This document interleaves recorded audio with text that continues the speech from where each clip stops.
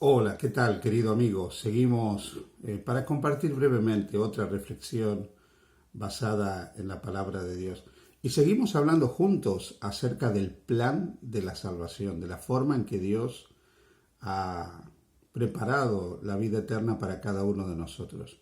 Y hay una verdad central en torno a la salvación, es que ese camino de salvación, esa posibilidad de vivir la eternidad sería imposible si no hubiera sido por la encarnación, la vida, la pasión, la muerte y la resurrección de Jesús.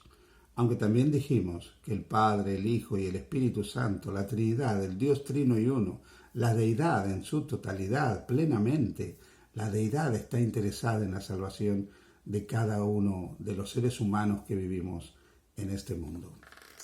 La palabra de Dios, cuando habla acerca de la salvación, de la vida eterna, dice cosas como estas, en palabras de Jesús. San Juan capítulo 20, versículo 31, registra una declaración que habla acerca del significado de la obra de Jesús. Pero estas cosas, dice Juan, se han escrito para que creáis que Jesús es el Cristo, el Hijo de Dios, y para que creyendo tengáis vida en su nombre. Hemos dicho en más de una oportunidad que la salvación no es posible sin la fe en Cristo. Si la fe no se aferra a Jesucristo, si la fe no se pone en Jesús, que es el medio a través del cual nosotros podemos alcanzar la salvación, la vida eterna es imposible. El propósito de la revelación de Dios, como lo expresa aquí Juan, es que nosotros podamos creer y creyendo que podamos tener vida eterna. En otras palabras, Dios se ha ido revelando a lo largo de la historia para que nosotros podamos creer en Él, para que nosotros podamos creerle a Él. Y cuando Dios se revela por medio de su Hijo, el propósito de esa revelación fue que podamos tener vida eterna. Por eso Juan, cuando escribe la primera carta, la primera epístola, dice en el capítulo 5, versículos 11 a 13, y este es el testimonio que Dios nos ha dado, vida eterna. Y esta vida está en su Hijo. El que tiene al Hijo, tiene la vida. El que no tiene al Hijo de Dios, no tiene la vida. Estas cosas os he escrito a vosotros, que creéis en el nombre del Hijo de Dios, para que sepáis que tenéis vida eterna, y para que creáis en el nombre del Hijo de Dios. El que cree en el Hijo tiene vida eterna. Ahí gira todo el tema de cómo podemos salvarnos, de cómo podemos obtener la redención, la fe. La fe se aferra a Jesús, que es el representante nuestro ante el trono del universo. La fe se aferra a Jesús, que es el que ocupó nuestro lugar en la cruz del Calvario. La fe cree en Jesús, que es el que vivió la vida que nosotros no hemos llevado jamás.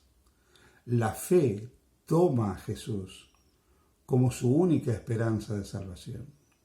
La fe se aferra a Jesús como la esperanza de un mundo mejor, de un cielo nuevo y una tierra nueva. Para el creyente, creer en Jesús es todo, porque Cristo nos ha sido hecho por Dios sabiduría, justificación, santificación y redención. Sin Cristo no somos absolutamente nada.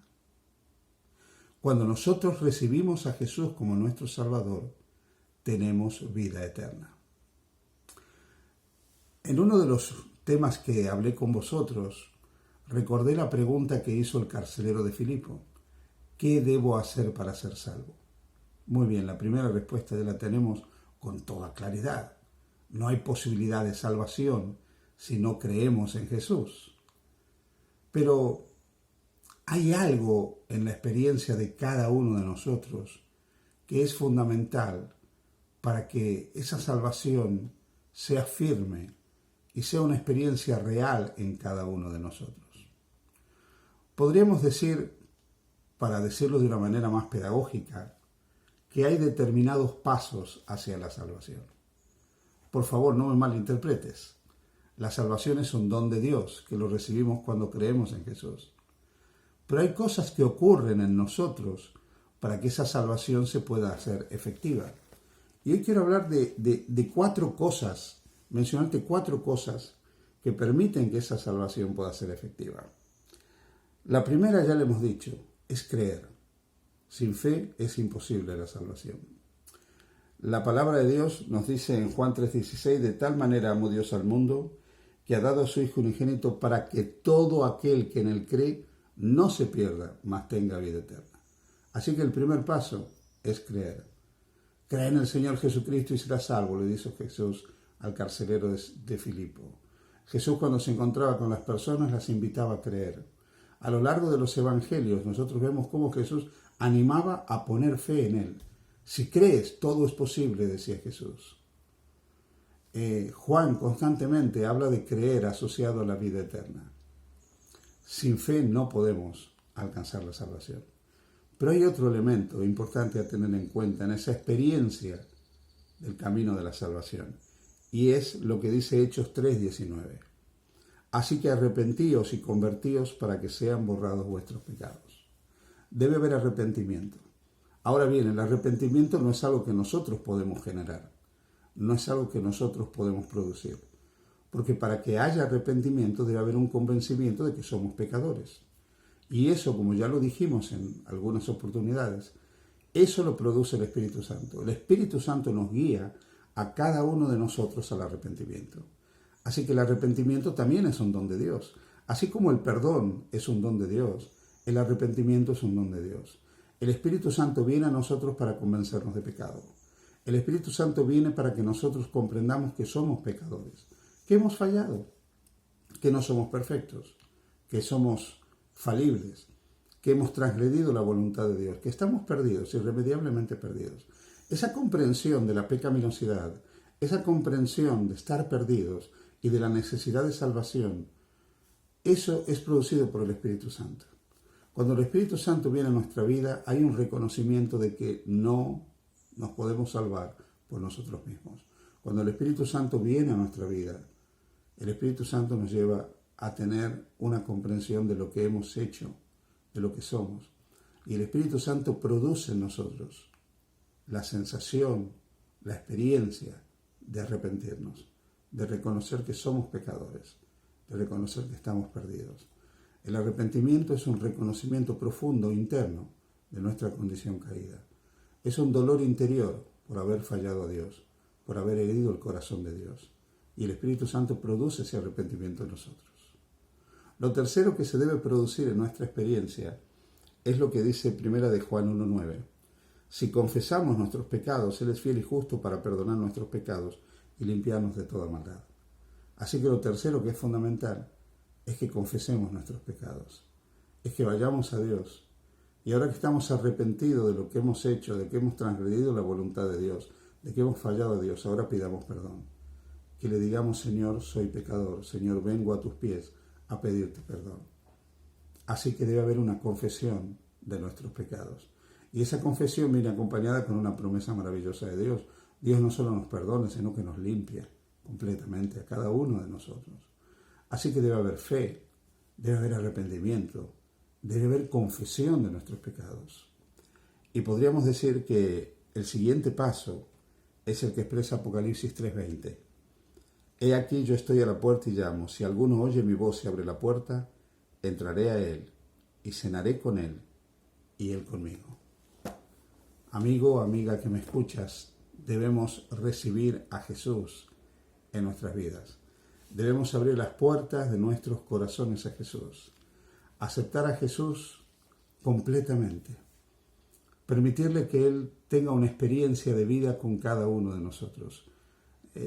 Jesús debe ser real en nuestro andar. Jesús debe ser real a cada momento de nuestra vida. Es importante creer, es importante arrepentirnos, es importante confesar Y todo esto el Espíritu Santo lo hará. El Espíritu Santo constantemente estará obrando para que creamos, para que nosotros abramos las ventanas de la fe a creer en Jesús. El Espíritu Santo obrará para que tengamos fe.